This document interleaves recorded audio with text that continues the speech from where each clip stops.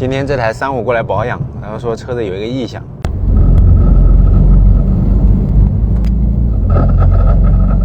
陪伴了好久，目前这台车才跑2万公里，其中有1万公里都这么度过的，很难受的那种敲打声，感觉什么东西坏了，也像是一个什么东西螺丝松了。有一个经验就是大概在1200转，然后你要去加油门的时候，它就是就这种感觉。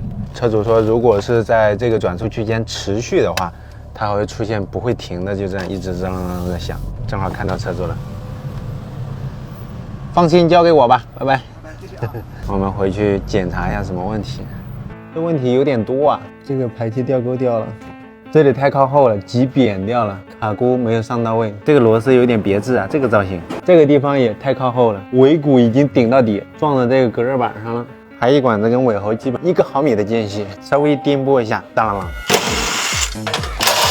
啷。我还没使劲它就断了，从这个痕迹上来看，它之前就已经断了。刚刚好，这就很劣质的一个卡箍，某宝上面20来块钱一个，我也买过，走过坑。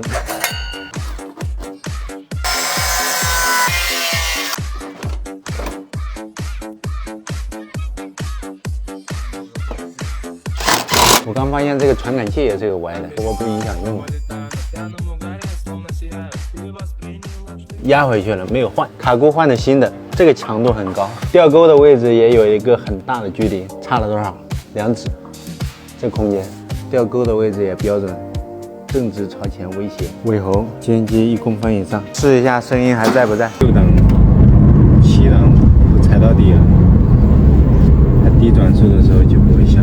洗车台洗了一半，他说他人肉在占车位等着我，所以赶紧给他送过来，车还没洗完呢。你送过来了？你好，特地送过来。我试好了，没有问题。这没有问题啊，这没问题，弄好了，就是因为排气。就因为排气。哦，谢谢，这个处理大问题了，我操！用车愉快。